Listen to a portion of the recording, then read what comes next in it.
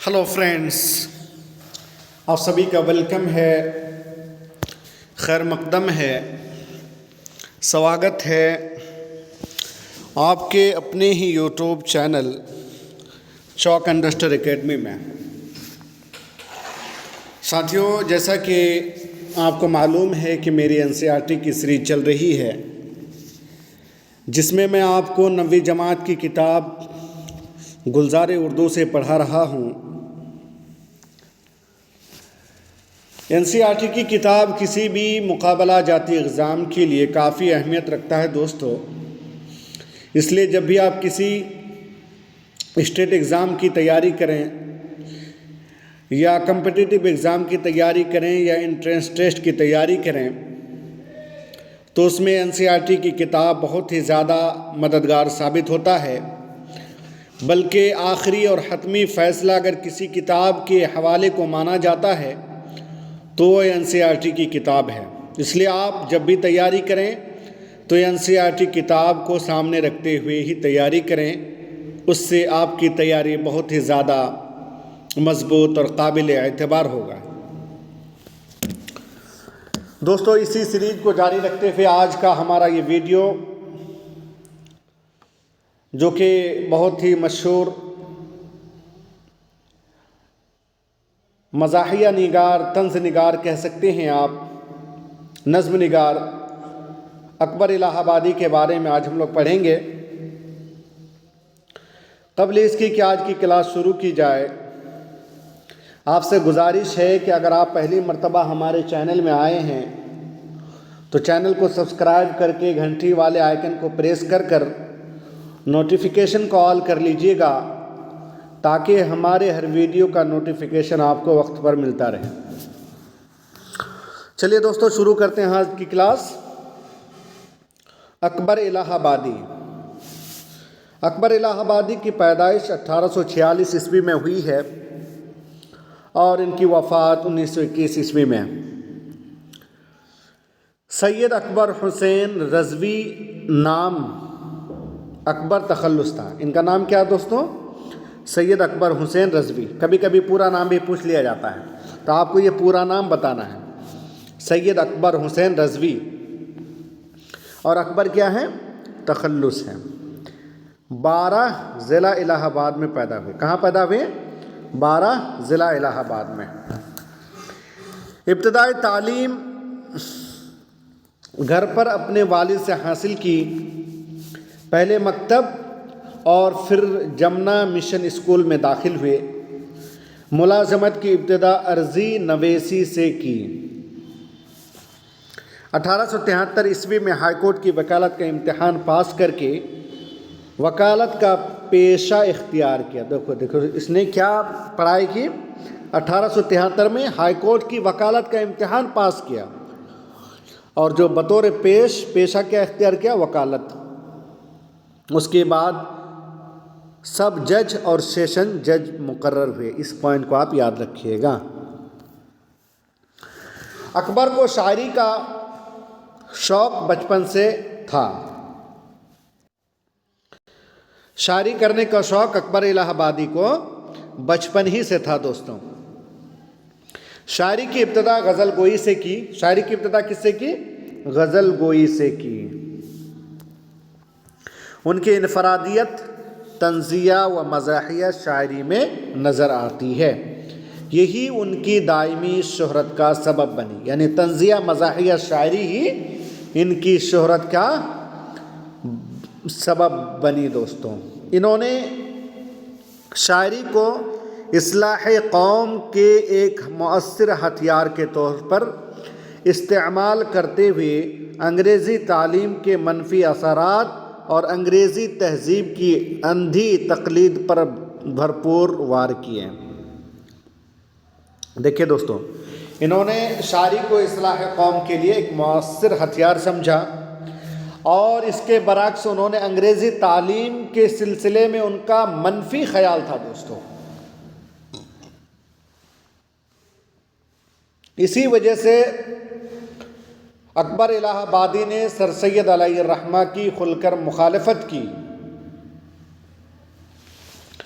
मजहबी اور تہذیبی روایات سے نئی نسل کی بیگانگی، نوجوانوں کی بے راہ روی، عورتوں کی بے جا آزادی خاص طور پر اکبر کے طنز کا نشانہ بنی۔ اکبر کا کہنا تھا دوستو، اگر آپ کا مذہبی اور تہذیبی ثقافت ہے، اگر آپ اس کو درکنار کر کے آپ اگر اس سے منہ موڑتے ہیں، بے توجہی اختیار کرتے ہیں اور نئی تہذیب، نئی ثقافت اور انگریزی اور مغربی کلچر کو آپ اپناتے ہیں، تو گویا کہ اس سے ہمارے نوجوان، ہماری نسلیں کیا ہو جائیں گی؟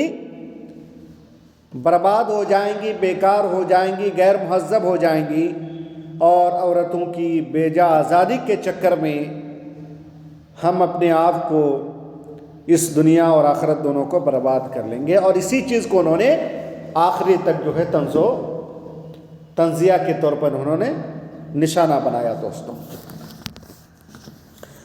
انہوں نے عام بول چال کے لفظوں کو نہایت دل آویز اور فنکارانہ انداز میں استعمال کیا ہے، انگریزی الفاظ سے بھی خاطر خواہ فائدہ اٹھایا ہے۔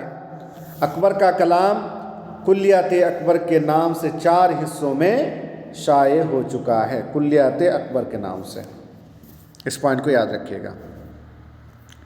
تو دوستو یہ اکبر الہ آبادی تھے جن کی پیدائش 1846 عیسوی میں ضلع الہ آباد میں ہوئی ہے۔ سید اکبر حسین رضوی ان کا نام ہے، اکبر تخلص ہے۔ ابتدائی تعلیم گھر پر ہی اپنے والد سے حاصل کی اور پھر جو ہے ملازمت بھی اختیار کیا۔ 1873 میں ہائی کورٹ کا امتحان پاس کیا اور وکالت کا پیشہ اختیار کیا اور جج بھی بنے۔ شعر و شاعری کرنے کا شوق بچپن ہی سے تھا، اس لیے غزل گوئی سے انہوں نے شاعری کی ابتدا کی۔ طنز و مزاحیہ ان کی خاص پہچان ہے اور مشہور ہونے کا سبب بھی ان کا یہی ہے، طنزیہ مزاحیہ شاعری۔ نئی تہذیب، مغربی کلچر کو انہوں نے اپنانے سے، انگریزی تعلیم کو اختیار کرنے سے انہوں نے منع کیا، بلکہ انہوں نے اپنے طنزیہ انداز میں ان کو بھرپور نشانہ بنایا ہے۔ ان کے ہم ایک غزل کو پڑھتے ہیں، فرض لطیفہ، یہ نظم ہے۔ فرض لطیفہ بہت ہی مشہور نظم ہے دوستو۔ خدا حافظ مسلمانوں کا اکبر، مجھے تو ان کی خوشحالی سے ہے یاس، یہ عاشق شاہد مقصود کے ہیں، نہ جائیں گے ولیکن سعی کے پاس۔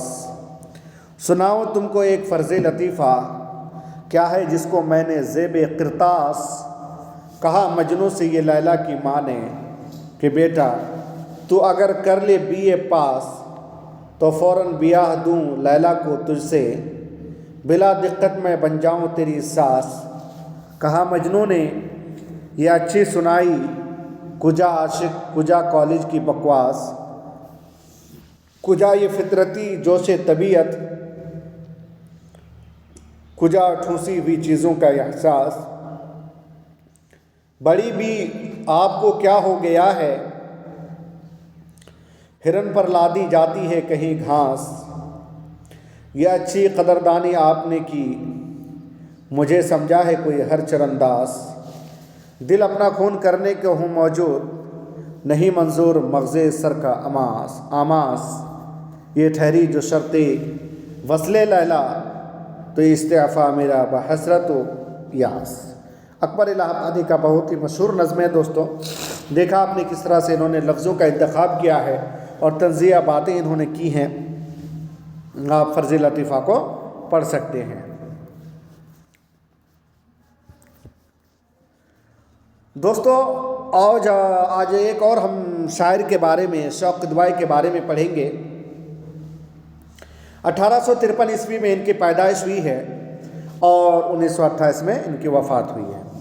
ان کا نام ہے شیخ احمد علی۔ کیا نام ہے ان کا؟ شیخ احمد علی۔ شوق تخلص تھا۔ قصبہ جگور، ضلع بارابنکی، اتر پردیش میں پیدا ہوئے۔ بدایوں اور رامپور میں تعلیم حاصل کی۔ لکھنؤ میں ایک اخبار آزاد نکالا۔ آپ سے ایگزام میں پوچھا جا سکتا ہے آزاد اخبار کس نے جاری کیا؟ تو آپ کا جواب ہونا چاہیے شوق قدوائی۔ تب پرتاپ گڑھ اور بھوپال میں مختلف عہدوں پر فائز رہے۔ شوق قدوائی فطری شاعر تھے۔ کیا تھے؟ فطری شاعر تھے۔ زبان و بیان پر قدرت حاصل تھی۔ انہوں نے زیادہ تر مثنویاں لکھی جن میں قدرتی مناظر، مثلاً درختوں، پھولوں اور پہاڑوں کے مناظر بہت عمدگی سے بیان کیے ہیں۔ پھول کی فریاد دوستو، کیا خطا میری تھی ظالم، تو نے کیوں توڑا مجھے، کیوں نہ میری عمر ہی تک شاخ پر چھوڑا مجھے، جانتا گر اس ہنسی کے دردناک انجام کو، میں ہوا کے گدگدانے سے نہ ہنستا نام کو، شاخ نے آغوش میں کس لطف سے پالا مجھے، تو نے ملنے کے لیے بستر پہ ہے ڈالا مجھے، میری خوشبو سے بسائے گا بچھونا رات بھر، صبح ہوگی تو مجھے تو پھینک دے گا خاک پر، پتیاں اڑتی پھریں گی منتشر ہو جائیں گی، رفتہ رفتہ خاک میں مل جائیں گی کھو جائیں گی، تو نے میری جان لی دم بھر کی زینت کے لیے، کی جفا مجھ پر فقط تھوڑی سی فرحت کے لیے، دیکھ میرے رنگ کی حالت بدل جانے پہ ہے، پتی پتی ہو چلی بے آب مرجھانے پہ ہے، پیڑ کے وہ سبز پتے رنگ میرا ان میں لال، جس طرح کا ہی دوپٹے میں کسی گل رو کے گال، جس کی رونق تھا میں بے رونق و ڈالی ہو گئی، حیف ہے بچے سے ماں کی گود خالی ہو گئی، تتلیاں بے چین ہوں گی جب نہ مجھ کو پائیں گی، غم سے بھونرے روئیں گے اور بلبلے چلائیں گی، دودھ شبنم نے پلایا تھا ملا وہ خاک میں، کیا خبر تھی یہ کہ ہے بے رحم گلچی طاق میں، مہر کہتا ہے میری کرنوں کی سب محنت گئی، ماں کو غم ہے کہ میری دی ہوئی رنگت گئی، دیدہ حیرا ہے کیاری باغباں کے دل پہ داغ، شاخ کہتی ہے کہ ہے گل ہوا میرا چراغ، میں بھی فانی تو بھی فانی، سب ہیں فانی دہر میں، ایک قیامت ہے مگر مرگے جوانی دہر میں، شوق کیا کہتے ہیں سن لے تو سمجھ لے مان لے، دل کسی کا توڑنا اچھا نہیں تو جان لے۔ دیکھیے شوق قدوائی کا کتنی بہترین جو ہے غزل ہے دوستو، کس خوبصورتی کے ساتھ انہوں نے اس غزل اس نظم کو پیش کرنے کی کوشش کی۔ آپ کلی کو کس طرح توڑتے ہیں پھول کو، اور کس طرح سے اس کو دکھ ہوتا ہے، اور کون سی محنت ایک پھول کے پیچھے لگی ہوتی ہے، محنت ہوتی ہے، سورج کی کرنیں سے لے کر کے شبنم تک کی بات ہوتی ہے۔ تو آپ شاخ کو بھی دقت ہوگی، جس شاخ پر یہ پھول لگا ہوا تھا اس کو بھی دقت ہو رہی ہے، تکلیف ہو رہی ہے۔ تو امید کہ آج کا ہمارا یہ ویڈیو آپ کو پسند آئے گا۔ آج میں نے آپ کو شوق قدوائی اور اکبر الہ آبادی کے بارے میں پڑھایا۔